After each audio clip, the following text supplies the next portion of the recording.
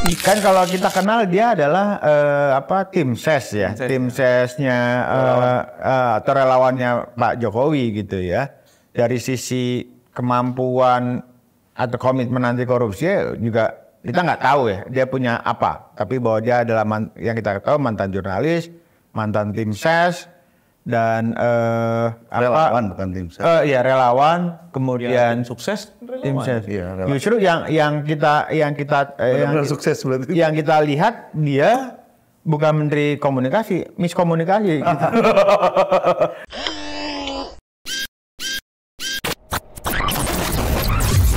Halo sahabat integritas, jumpa lagi di program Buka Kartu. 12 miliar nilai suap itu kecil dan bukan sesuatu yang urgent.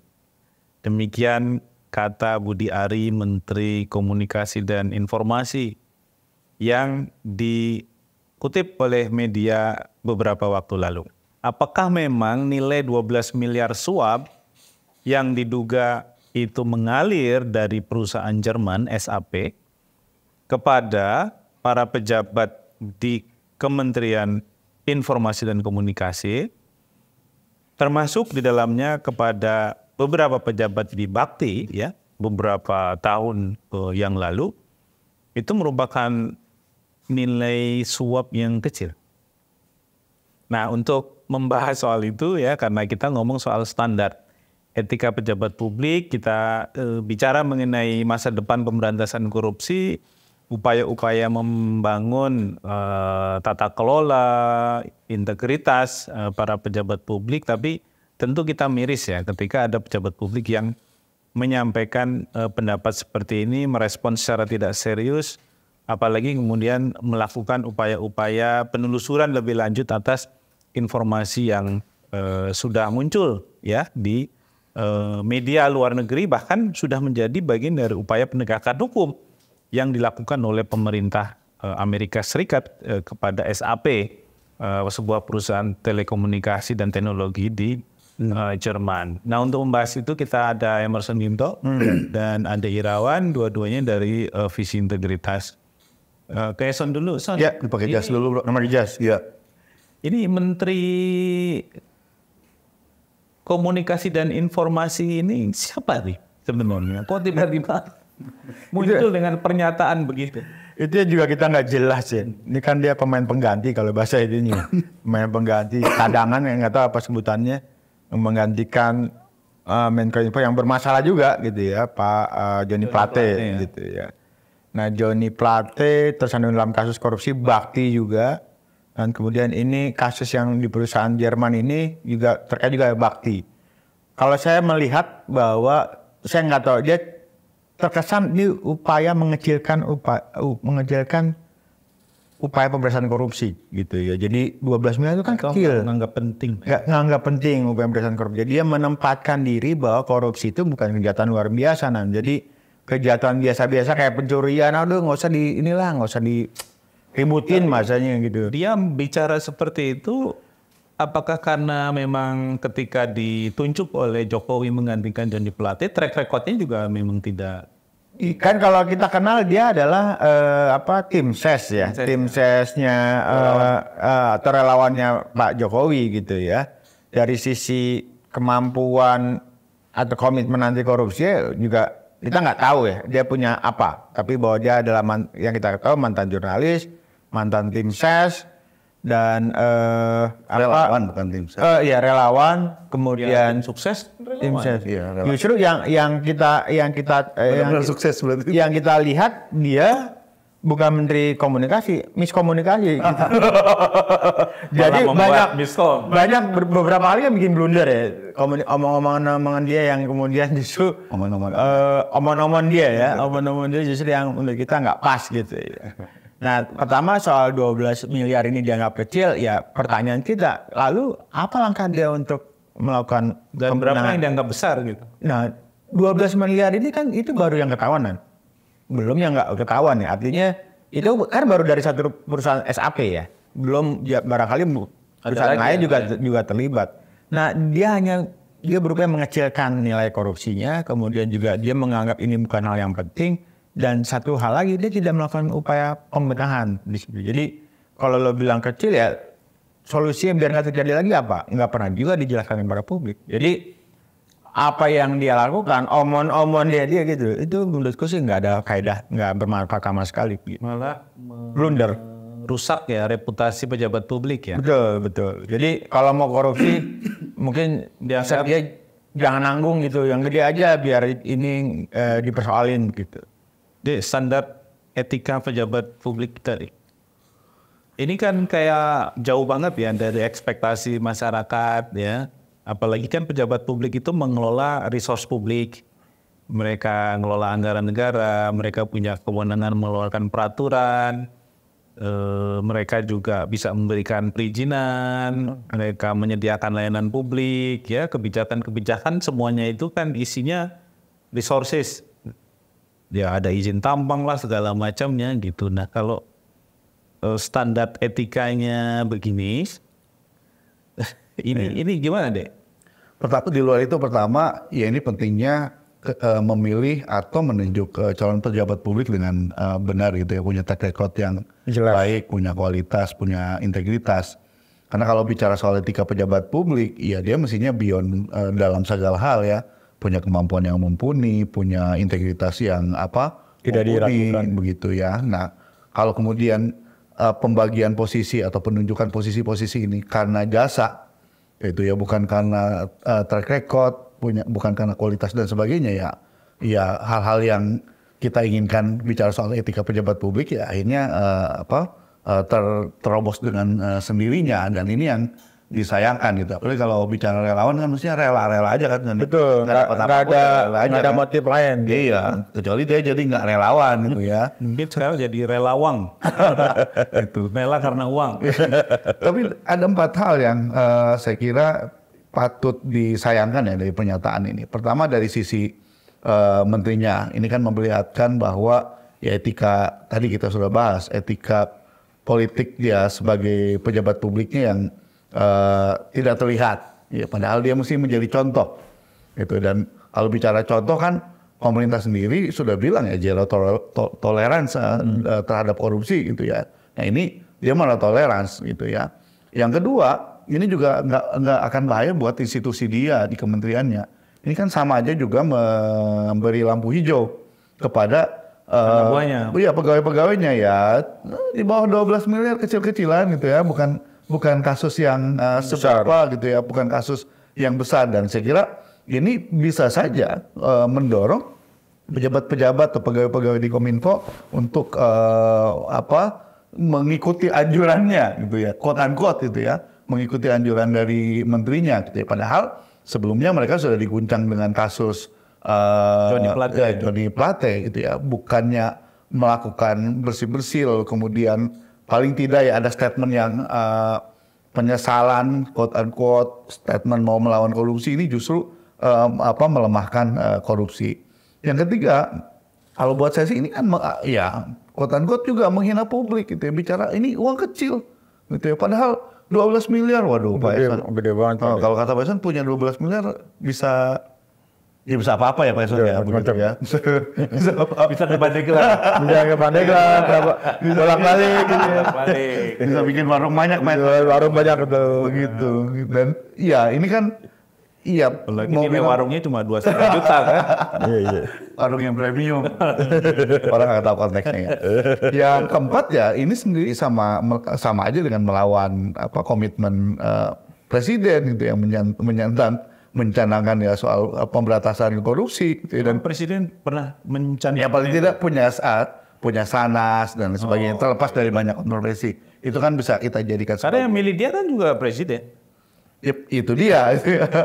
Saya nggak tahu presidennya salah atau enggak. Atau sekarang udah lupa kali pada. Wallahu a'lam bishawab. Tapi ya ini kan memperlihatkan bahwa pernyataan itu bertolak belakang dengan semangat yang mesti didorong. Apalagi kalau kita bicara soal problem yang kita hadapi, problem dasarnya kan korupsi. Dan kalau bicara korupsi, ini yang jadi menghambat pembangunan kan selama. Betul. Ngomong infrastruktur, pembangunan jalan dan sebagainya, kalau korupsinya tidak dilawan, ya infrastrukturnya akan buruk, target tidak tercapai dan sebagainya begitu. Dan saya kira ini energi yang buruk dalam pemberantasan korupsi di Indonesia gitu. Jadi tepatnya. Son, ini kasus suap yang diterima pejabat publik Indonesia dan dilakukan oleh perusahaan asing, itu kan bukan hanya SAP Jerman ini ya. Dulu ada kasus Alstom juga sama ya. Kemudian Boeing, Marubeni, ada banyak Boeing betul. Boeing, Di Garuda. yang Garuda kan? Rolls-Royce. Rolls-Royce, ya itu. Kemudian dulu pertanian, Kementan, Bibit, Monsanto, ya kan? Ini ada yang selesai nggak sih situ? Ditangani oleh penegak hukum Indonesia kan? Yang Alstom selesai. Semuanya kan berangkat dari informasi proses penegakan hukum di Amerika atau kalau Rolls-Royce itu kan di Inggris ya. Iya betul. Cuma Alstom yang sama Emir Satar juga diproses nanti. oh karena Tadi informasi dari luar betul itu kemudian ditindaklanjuti oleh penegak hukum kita dalam ini mungkin KPK dan diproses dan itu berhasil. Memang ada juga yang gagal waktu itu yang kasus di pertanian ya. Monsanto seingat saya tuh nggak sampai ke proses penegakan hukum sampai ke pengadilan, tapi kayaknya hanya berhenti di penyelidikan atau penyidikan. Tapi di kasus Alstom yang melibatkan Emir Muiz waktu itu suap itu Emir Muiz dihukum ya oleh pengadilan tipikor. meskipun jadi komisaris BUMN lagi ya. Betul, itu juga kemudian kita sayangkan ya, mantan koruptor kok bisa jadi komisaris gitu ya. Nah di kasus Rolls-Royce juga Emir Satar juga dihukum. Nah jadi sebenarnya memang ini kan ada regulasi yang berbeda. Jadi anti korupsi yang dibuat Amerika FCPA ya. FCPA gitu yang kemudian dia menjatuhkan denda yang sangat tinggi kepada perusahaan-perusahaan yang melakukan praktek penyuapan atau korupsi. Tekanannya di fine ya, di denda ya. Di denda gitu. Tapi kalau kita kan ada denda, ada juga hukuman penjaranya. Nah, sebenarnya bagus tuh gitu. Jadi mungkin di kita tidak terdeteksi, tapi di luar terdeteksi. Jadi ini kemudian bisa kalau kita memaksimalkan informasi-informasi ini sebenarnya cukup positif tuh, gitu. Lalu apa yang harus dilakukan KPK? Kan ini informasi ini sudah deras mengalir. KPK saat ini dikabarkan akan melakukan proses ya. Jadi mereka sudah bilang pegang datanya, kemudian sedang. Oh mereka sudah pegang dokumennya. Katanya dokumennya sudah pegang gitu. Mungkin karena ada kerjasama internasional ya, antara mungkin departemen anti korupsi ya. atau Kementerian Kehakiman di Amerika dengan misalnya dengan KPK sini ya. Cuma memang sampai saat ini belum kelihatan siapa pejabat itu kan selain dari Kemenko atau Bakti juga ada pejabat di KKP ya, di Kementerian Kelautan dan Perikanan. Jadi perusahaan ini nyuap kemana-mana ya? Kayaknya begitu. Jadi termasuk Angkasa Pura 1 dan 2. Oh informasi baik. Jadi ini yang juga satu yang membuat miris ya. Jadi beberapa perusahaan-perusahaan mungkin di negara asalnya dia anti korupsi, tapi ketika masuk ke Indonesia dia ngalamin kayak hambatan gitu ketika berinvestasi. Kalau nggak nyuap nggak bisa menang atau kalau nggak nyuap prosesnya diganggu gitu. Nah ini yang kemudian menjadi kalau bahasanya tidak ada pilihan lain selain mereka melakukan tindakan curang akhirnya. Mengikuti permainan di sini kebiasaan yang jelek ya. Ya pola yang biasa ada di Indonesia ya. Itu keluhan-keluhan banyak. Termasuk BUMN yang mau bersih, ya, tapi semestanya nggak mendukung. Ekosistemnya tidak mendukung, gitu ya. Dia bilang kalau kita pakai sistem ini anti korupsi, anti penyuapan, tapi kemudian kita ikut tender, kita akan kalah oleh perusahaan-perusahaan yang nyuap. Betul. Itu yang makanya kemudian pemberantasan korupsi, pencegahan korupsi, itu ya harus melibatkan semua pihak. Ekosistemnya mesti dibangun. Dan jadi yang anti korupsi itu nggak cuma satu pihak, tapi semua pihak ya. Harus ada leadership dan ya mestinya pusatnya di istana lah ya kalau mau seperti itu. Son, balik lagi soal tadi kerangka aturan mainnya ya. Indonesia memproses pejabat Indonesia. Padahal kalau ngomong suap menyuap, yang disuap sama yang menyuap harus sama-sama diproses. Nah ini kan karena yang menyuap dari luar negeri, bisa nggak diproses oleh pejabat atau penegak hukum Indonesia? Sebenarnya bisa gitu ya. Ada beberapa kasus pidananya itu orang luar negeri Jadi ada beberapa kasus warga negara Jepang itu yang kemudian dihukum di Indonesia dalam kasus korupsi. Sebenarnya bisa kena sepanjang dia dilakukan di Indonesia. Tapi kan ini kasusnya kemudian mungkin pelakunya sudah ada di luar negeri atau di perusahaan. Kalau nyuapnya di Singapura? Tetap bisa gitu sepanjang memang ini konteksnya ada penyelenggara negara atau enggak. Gitu kan kalau misalnya suap menyuap itu kan nggak hanya bicara soal lingkup ini terjadi di mana di Indonesia, tapi kalau misalnya ada pejabat misalnya penegak hukum atau penyelenggara negara terima suap di luar negeri, kemudian ini terkait dengan proyek-proyek Indonesia masih bisa diproses kan? Bisa nggak kita menggugat atau menuntut SAP Jerman itu? Itu belum pernah dilakukan nih. Kita belum pernah lihat ada kasus itu, tapi dulu ada kasus mungkin maksudnya BNP Paribas waktu itu, tapi itu menahan uangnya Tommy Soeharto gitu, udah benar kayaknya sih itu ya. Jadi uang Tommy Soeharto yang ada di BNP Paribas itu nggak bisa keluar dari itu sepanjang tidak ada permintaan resmi atau gugatan dari kasus itu di Indonesia gitu. Ini kaitannya sama semangat perubahan Undang-Undang Tipikor terkait dengan standar dan prinsipnya UNCIC, Son. Kan ada di sana aturan menyangkut soal pemidanaan terhadap penyuap atau penyuapan oleh asing. Gitu ya. Kita sudah mengadopsi itu belum? Kalau kita itu nggak bicara soal warga negara atau enggak, tapi setiap orang. Artinya subjek hukum baik orang maupun badan hukum itu bisa diproses. Jadi ada bentuknya orang. Betul. Jadi ada kasus juga saat ini kan korporasi itu bisa diproses tuh Jadi ada beberapa kasus korupsi yang diproses oleh kepolisian, kejaksaan, KPK yang walaupun memang hukumannya hanya denda dan uang pengganti gitu. Itu bisa diproses tuh. Ini kan badan hukumnya badan hukum asing, Son. Nah, itu sejauh ini belum pernah. Artinya regulasinya memang nggak tersedia. Seharusnya sepanjang dia mungkin berkantor di sini ya, kayaknya bisa kena. Gitu. Kalau dia nggak punya kantor, komunikasinya email atau jarak-jauh lintas negara, mungkin meetingnya di negara tetangga kita, tapi ngedil proyek-proyek yang ada di Indonesia. Dan kemudian ada kesepakatan memberikan kickback lah segala macam. Perma 13 itu kan nggak bisa menjangkau jadinya. Ya, itu yang juga jadi perlu dikaji ulang ya. Artinya apakah itu bisa dilakukan atau enggak. Misalnya perusahaan asing yang ada di luar negeri, dia nyuap lewat perwakilannya bisa diproses atau enggak. Tapi bahwa si pelaku kalau itu penyelenggara negara bisa diproses. Tapi si aktornya enggak. Dan kita kan tadi atas nyinggung soal UNCSC ya. Dan celakanya tidak semua pasal-pasal UNCSC diadopsi oleh Undang-Undang Tipikor yang sekarang gitu ya. Jadi misalnya tadi ada kejahatan dilakukan oleh organisasi asing itu belum masuk ya, belum bisa diproses. Kemudian yang kedua misalnya korupsi di sektor swasta itu juga nggak ada. Peningkatan kekayaan yang luar biasa illicit enrichment gitu itu juga belum bisa diproses tuh nanti di kita. Jadi influence buying misalnya. Ya, sebenarnya tantangan ke depan itu sebenarnya banyak, tidak hanya bicara soal era perampasan aset, tapi bagaimana misalnya kita berupaya menjaring pelaku-pelaku korupsi agar tidak ada peluang bagi mereka misalnya menghindari dari proses hukum. Terakhir deh, ini balik lagi ke pernyataannya Budi Ari ya, sebagai menteri. Menteri itu kan pejabat tinggi setelah presiden ya, atau setelah wakil presiden lah. Kan ada RI 1, RI 2, menteri. Artinya pernyataannya apapun itu adalah kebijakan.